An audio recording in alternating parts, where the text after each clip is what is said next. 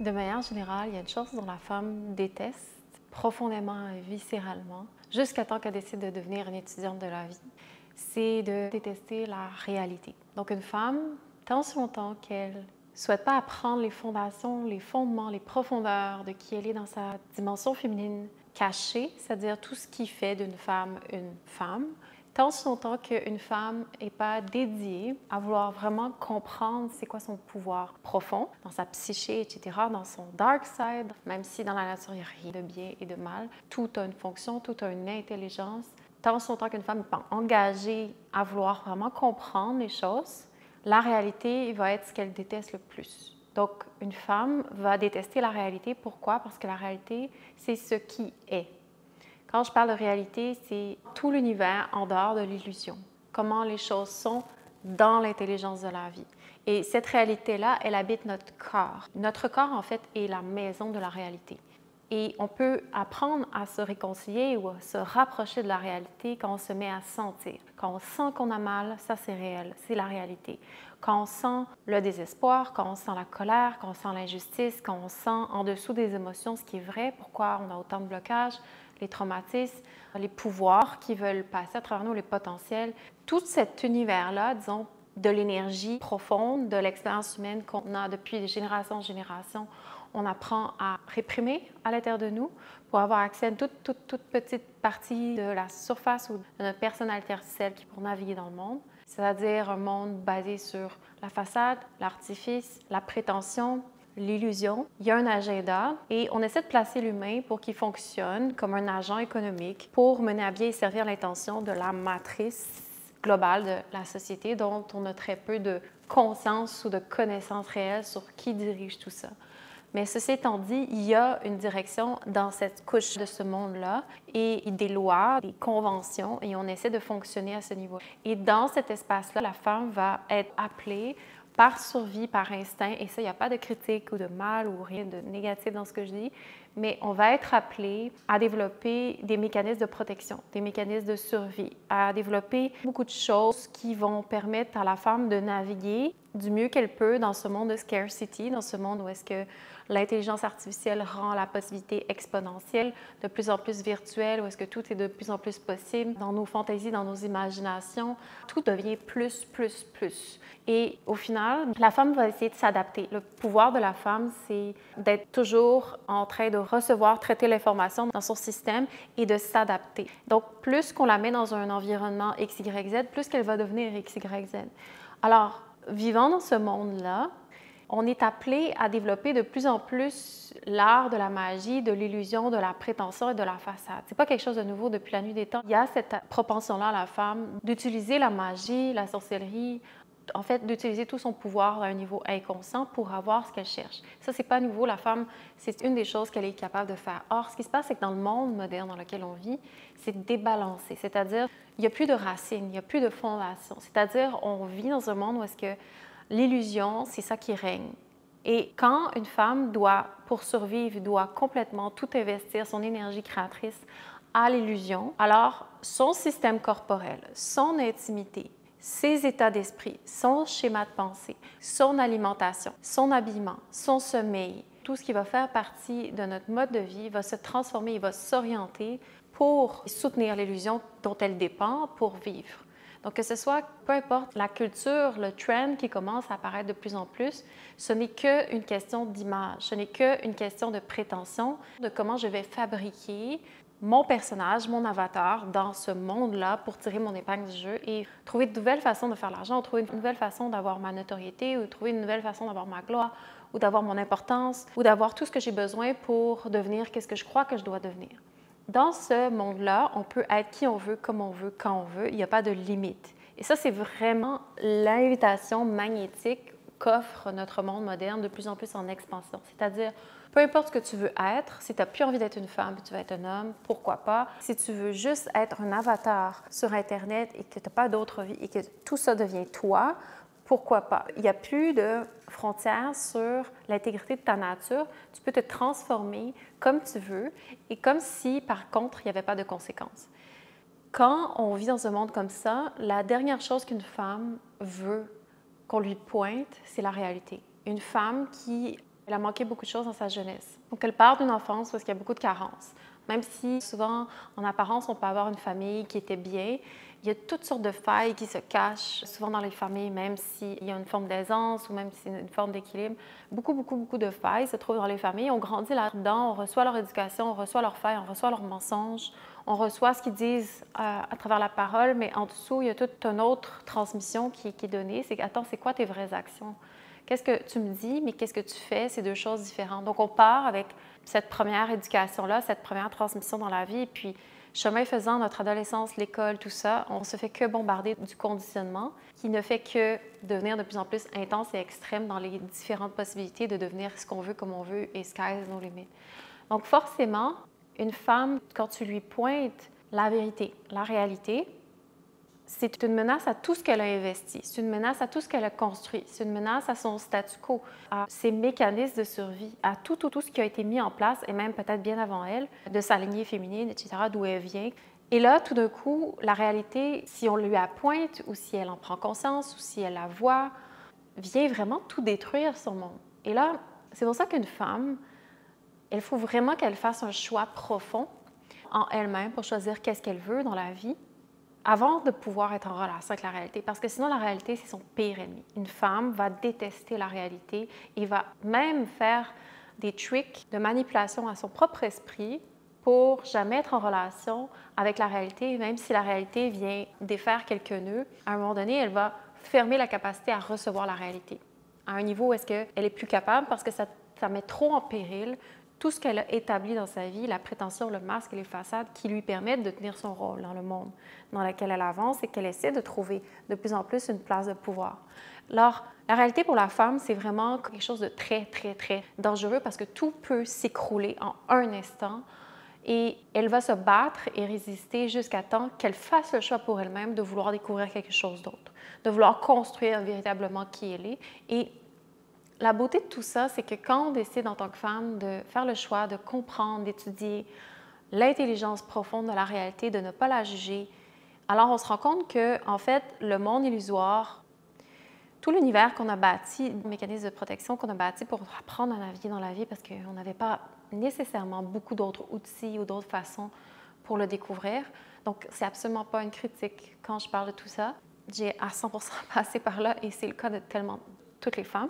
Donc, mais quand une femme décide de faire ce choix-là, c'est un processus très courageux, mais c'est le plus puissant qu'une femme peut faire, c'est-à-dire, après ma barre, l'impression qu'elle perd tout ce dont elle s'est investie. C'est aller dans l'univers de la danse, c'est aller dans l'univers du spectacle, que ce soit dans l'univers de la business, que ce soit dans l'univers... Peu importe dans quel univers une femme s'est donnée, une femme s'est dédiée et qu'elle l'a fait, comme je mentionnais, basé vraiment sur une carapace qu'elle-même va sûrement ne pas tellement prendre conscience, mais quand on se dépose 2 minutes, ça devient d'une grande évidence.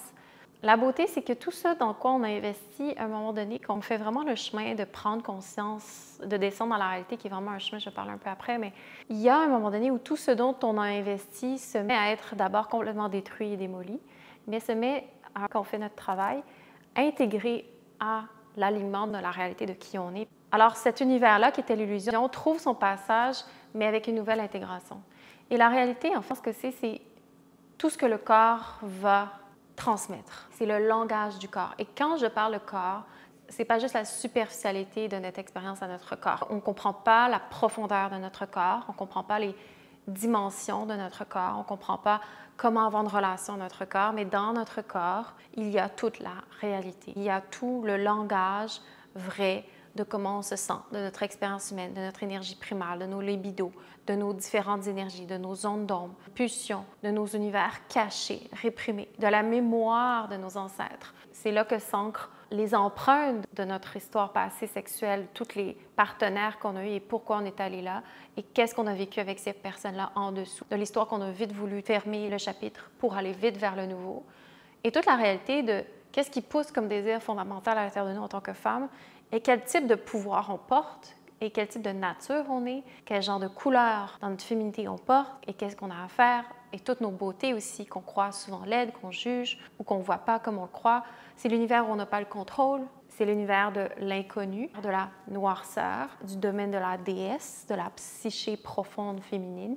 C'est tout un espace que rien de l'univers extérieur peut nous montrer.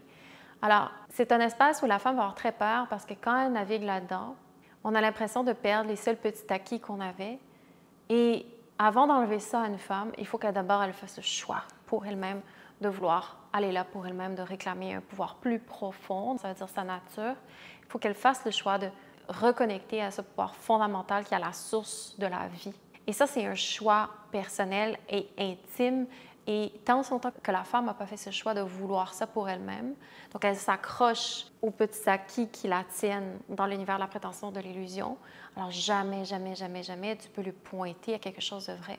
Jamais tu peux l'amener dans la réalité. Ça va être comme si tu deviens en guerre avec elle. Et j'imagine que, à quelque part, les hommes, souvent, qui commencent à avoir une forme de lucidité et de conscience, quand ils rentrent dans un univers féminin, dans l'univers d'une femme, au départ, il va ressentir beaucoup de chaos. Si on fait juste descendre un petit peu en dessous de la surface, et l'univers féminin, c'est du chaos. C'est une forme d'intelligence. Donc, le chaos, c'est pas un problème, c'est pas une erreur. Au contraire, ça cherche un sens. Et il y a une raison pourquoi c'est chaotique. C'est une énergie créatrice qui est en mouvement et qui attend d'être stabilisée, d'être canalisée, comprise, intégrée, enlever tout ce qui est inflammé pour revenir à juste ce qui veut circuler. L'univers féminin, c'est chaotique. Et donc, l'homme qui commence à être un peu plus conscient, un peu plus lucide, qui rencontre une femme et qui descend un peu en dessous de la surface, va entrer en relation avec le chaos, comme je mentionnais, mais il va être capable tranquillement de la stabiliser dans cette réalité-là, parce que l'homme, être en relation avec la réalité, c'est beaucoup plus facile que la femme, parce qu'il a une capacité naturellement, de par son pouvoir, qui est beaucoup plus à la verticale, de tourner à quelque chose qui est plus conscient, de travailler au niveau de son esprit, de la conscience. Il va être capable de voir petit à petit, à l'intérieur de ce chaos-là, ce qui est complètement illusoire. Donc l'homme, lui, c'est son chemin de voir à travers l'illusion. Et il va se faire avoir pendant longtemps par la femme qui est très douée à jouer de son illusion. Mais à partir du moment où l'homme commence à avoir un peu de lucidité et un peu de capacité à toucher à la réalité, à la pointer, il va voir automatiquement que c'est là où la femme va devenir hystérique, en résistance, en refus, changement de conversation, déviation, tout sauf aller là. Jusqu'au moment où soit elle décide de faire un pas ou soit lui, il décide de l'amener d'une façon mature vers au moins une couche de plus proche de la réalité. Mais c'est souvent là où c'est très difficile entre l'homme et la femme de se rejoindre et la femme va refuser la réalité tant si longtemps qu'elle ne se choisit pas elle-même. Et ça, c'est pas une critique, ça fait partie du processus de la femme, c'est-à-dire la femme va opter pour l'illusion et le mécanisme de survie tant son temps qu'on ne l'aide pas à revenir vers elle-même.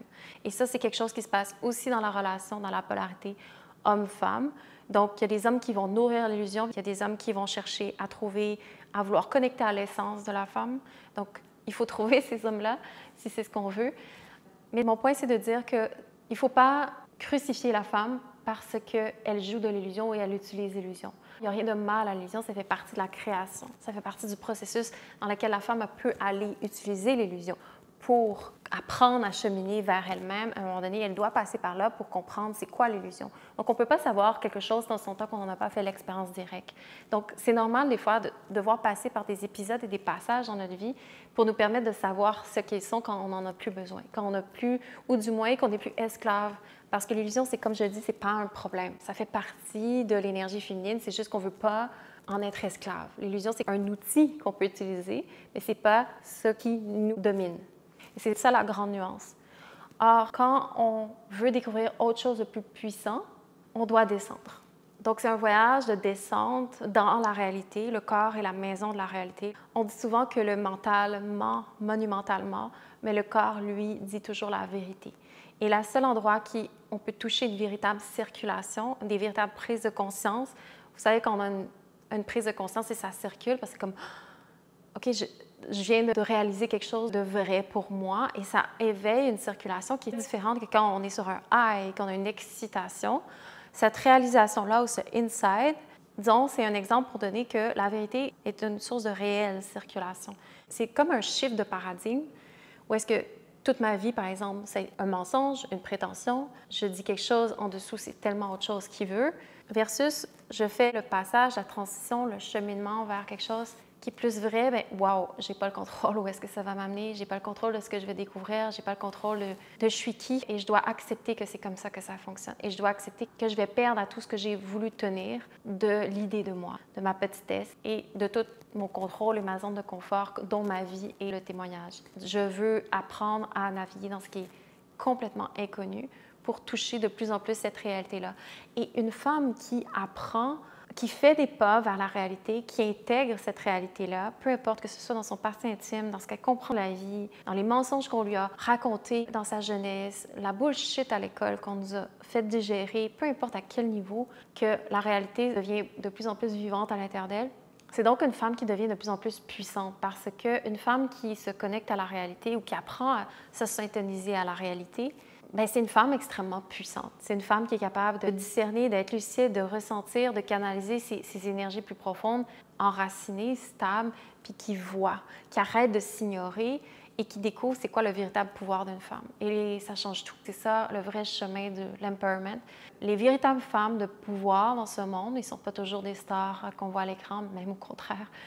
C'est des femmes qui étudient la réalité. Aussi loin et profonde que la réalité peut nous mener, ce sont ces femmes-là qui décident d'étudier ce qui est vrai. En dessous du conditionnement, en dessous du narratif, en dessous du construct, du conditionnement social, familial et sociétaire, il y a un univers profond et riche sur qui on est en tant que femme.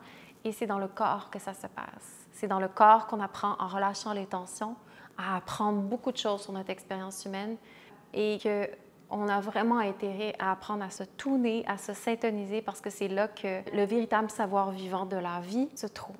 Si apprendre à cheminer vers la réalité, c'est quelque chose que tu sens que tu as besoin, mais que tu as peur, que tu es intimidé, que tu ne sais pas comment, que tu sais que ça va changer les choses dans ta vie, mais que c'est ça que tu appelles fondamentalement, il y a une façon de le faire qui soit respectueuse, qui respecte l'intelligence du corps, qui respecte la façon dont l'ouverture progressive du corps se fait pour aller descendre dans notre réalité à nous, notre histoire intime, notre passé, notre karma, notre chemin, les tensions et les nœuds qui sont dans notre corps et apprendre à toucher à notre histoire, à notre womb story.